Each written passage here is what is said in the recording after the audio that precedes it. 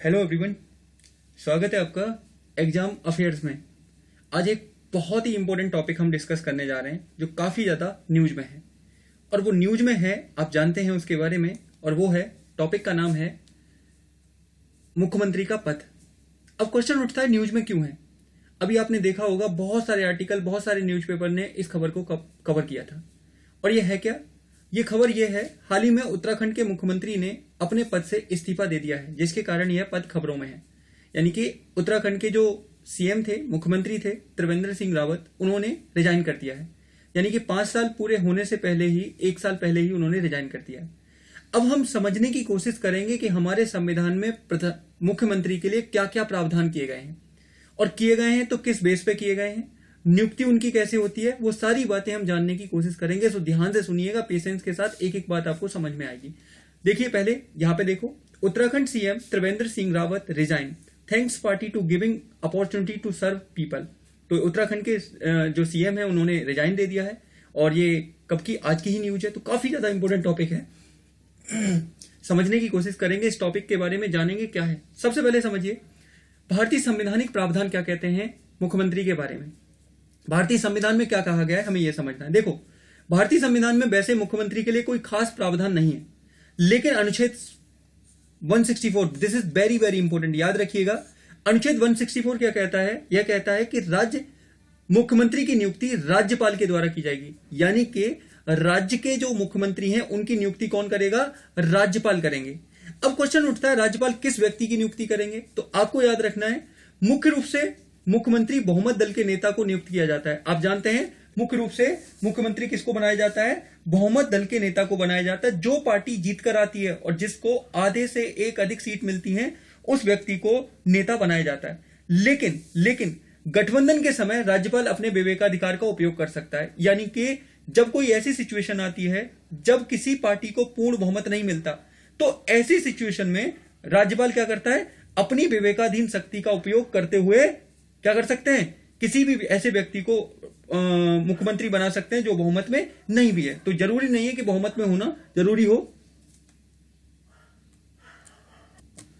तो होता क्या है कि ऐसे व्यक्ति को भी राज्यपाल मुख्यमंत्री नियुक्त कर सकते हैं, जिसे बहुमत मिला हो या ना मिला हो, यह फर्क नहीं पड़ता है।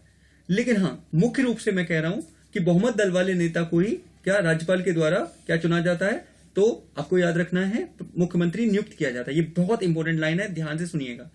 अब क्वेश्चन उठता है, क्या संविधान के अनुसार मुख्यमंत्री, ये यहां पे थोड़ा सा गलत हो गया, इसको मैनेज करिएगा, मुख्यमंत्री बनने वाले व्यक्ति को विधानमंडल के किसी एक सदन का सदस्य होना जरूरी है।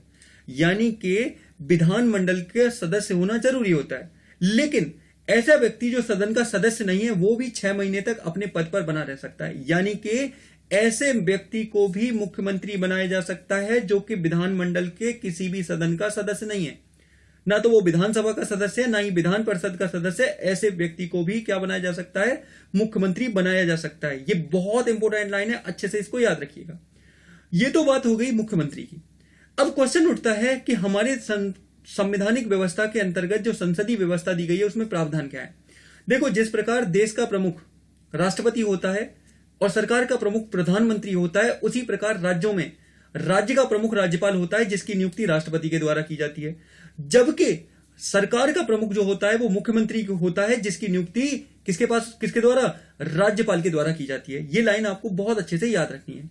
इसके अलावा आपको याद रखनी है कि राज्यपाल के नाम पर ही मुख्यमंत्री सभी शक्तियों का उपयोग करता है। कहने को वो सरकार का प्रमुख है, लेकिन शासन राज्यपाल के नाम पर चलाता है। वास्तविक शक्तियां मुख्यमंत्री इस्तेमाल करता है, लेकिन जो प्रमाणित शक्तियां हैं वो राज्यपाल के पास होती हैं। ये आपको बहुत अच्छे से याद रखना है। किसके बारे में, मुख्यमंत्री के बारे में। तो कहने का मतलब, जिस प्रकार केंद्र में प्रधानमंत्री की स्थिति होती है, उसी प्रकार राज्यों में किसकी स्थिति होती है, मुख्यमंत्री की स्थिति होती है। ये आपको अच्छे से याद रख लेना है, ठीक है। तो ये बात थी हमारी किसके बारे में, मुख्यमंत्री के बारे में।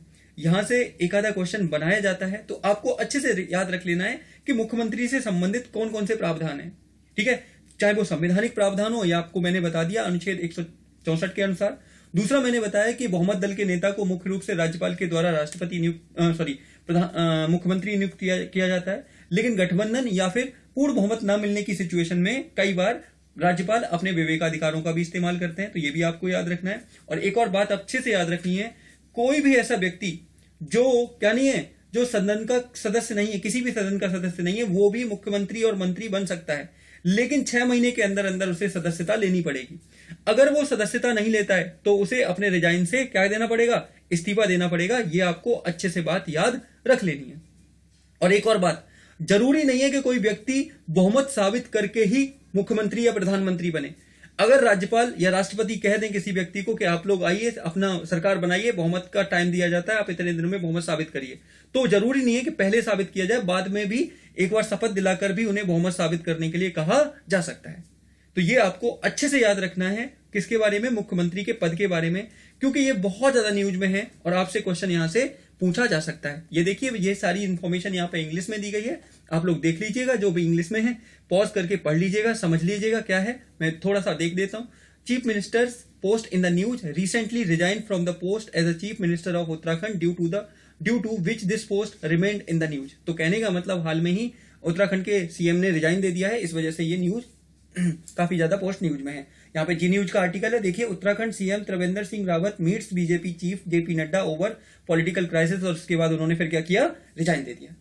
तो ये थी हमारी बात चीफ मिनिस्टर को लेकर। हमने सारी चीजें जानने की कोशिश की, संवैधानिक प्रावधान समझे और क्या क्या प्रोसेस होते हैं वो सारी चीजें जानने की कोशिश की। अगर चीजें आपको पसंद ना आए, पहल पसंद आ रही है, तो क्या करना है, आपको इस चैनल को सपोर्ट करना है, अपने परिवार को बढ़ाना है, और हम सबको मिलकर ये चैनल बहुत स्ट्रांग हो, आगे बढ़े, जिससे कि हम गुड एजुकेशन हर एक अभ्यर्थी को दे पाएं, जो एस्पिरेंट्स हैं उनको दे पाएं, जिससे कि उन्हें काफी ज्यादा प्रॉफिट हो।